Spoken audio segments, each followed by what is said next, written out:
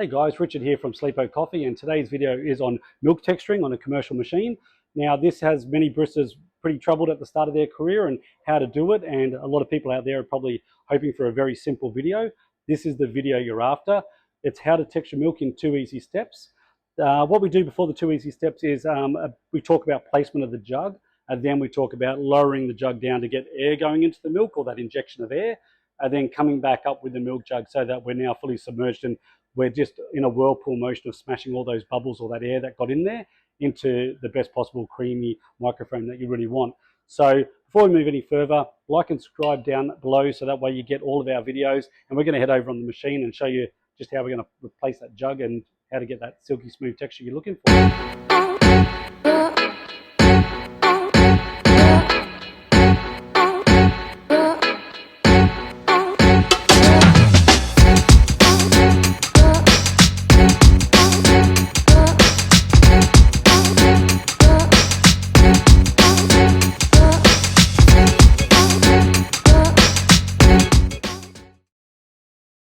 Okay guys, we're back. Okay, so the first thing we're going to learn is the positioning of the milk jug is the most crucial part. So as you can see, I've got a straw here just to sort of demonstrate where we want you to place the steam wand.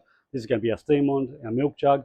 So there's a couple of things. I'm going to put them up on the screen and that. So basically you want your steam wand to actually be underneath the milk. So let's just say you've got milk just underneath the actual spout of the jug, which is where you'd fill it up on a little 350, 400 ml jug like this. What you want to do is make sure that the steam wand is actually sitting under the milk. We don't want it sitting above the milk or on the milk, as it would just like sort of spray milk all over you. Not the best thing to be doing. So you want to actually have it inside the milk. The next thing you want to do is you want to make sure that it's actually against the side of the jug. That way it can actually spin the milk, probably go like this, spin the milk inside the jug and fold itself on top of each other. Because as we start injecting that air, once we're finished with that, how much air we want for the, that latte or whatever it may be, we want to then smash it down into like microfoam or silky looking milk. So that's the second thing, is making sure that it's actually on the side of the jug. Some people say halfway between center and that. Everyone's got a different way, but this one's going to show you how to do it really easy. Okay, the next thing is obviously starting our steam wand and texturing the milk, and then we're going to do the 2 easy steps. But we're going to show you on here, we'll show you with water, we'll show you with milk, and we'll get into it. So I'm going to bring you over here and show you looking down on the jug, the position and the placement and how it works. Okay guys, we're over here at the machine. So we've got a few housekeeping type things that we really need to do before steaming milk. So the best thing to probably check is that we've actually got enough pressure in the coffee machine. Could have just turned on in the morning. It could be lacking some pressure. So basically on our computers, it will have like steam 122, anything between 121 to 125 degrees or pressure will be enough to steam normal milk. So that's the first thing you'll do, is check your pressures ready.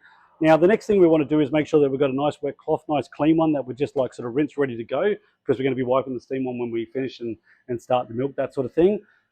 Okay, placement of the steam wand. We could have it basically, well, look, we'll talk about just purging first. Before we do every coffee, we want to actually push this in away from us so we don't burn ourselves. Open up the valve, and I'll try and do it slowly so you can see all that water that comes out just when we open it up. That's actually going to water down your milk, so you definitely want to get rid of that first. And then you want to move this back into the position which we're about to talk about. Now, I use a cloth when I move this out because the steam tip will always burn somebody. And we also have some steam wands that do get hot. These are non-heat ones, but they do get hot after a while. But most machines nowadays either do or don't have them. So use your cloth to move everything around.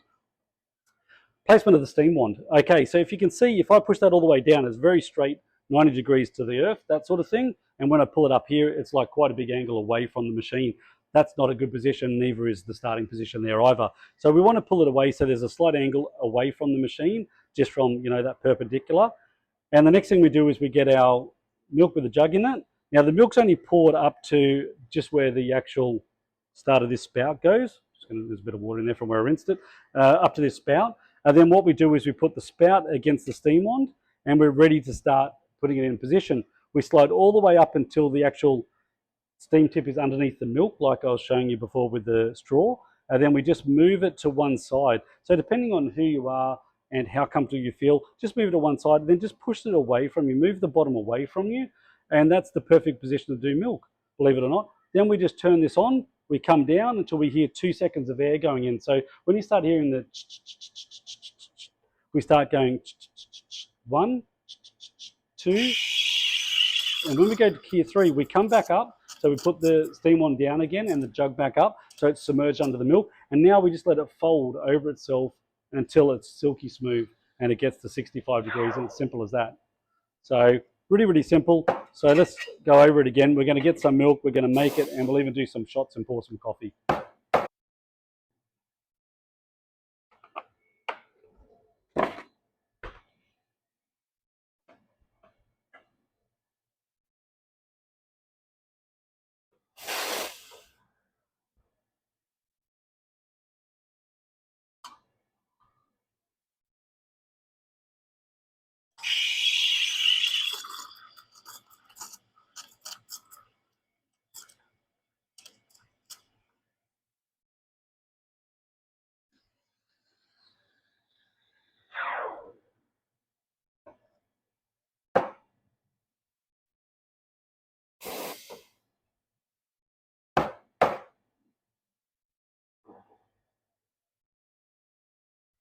A good thing to do is also swirl your crema when you are pouring the milk. So let's see how it all fits together once you start pouring. So pour all the way up to the cup, about halfway, try and touch the surface.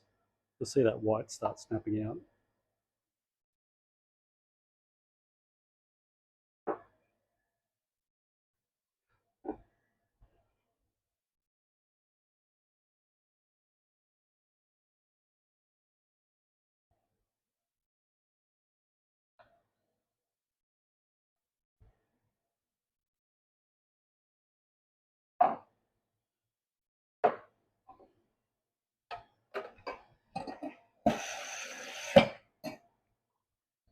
Okay guys, so we've just gone through the process and that. It's really, really simple as that. So placement of the jug, move the jug down, back up again, whip it in, get to the right temperature and stop. Now, if you're a home customer, the same principles apply, but what we want you to do is allow for not as much pressure in a home machine as a commercial machine, and basically count maybe 10 to 12 seconds on, say, a Breville or a Sunbeam, and just keep with the exact same angles and movements that I've taught you in this video. Now, if you found this very useful, please like and subscribe below so that way we can keep bringing you some good content. We'll do a bit more on milk videos with alternative milks and latte art and so forth in the future, but you're going to have to like and subscribe that button down there so that way we can get you guys learning everything. And thank you very much for watching, and have a great day.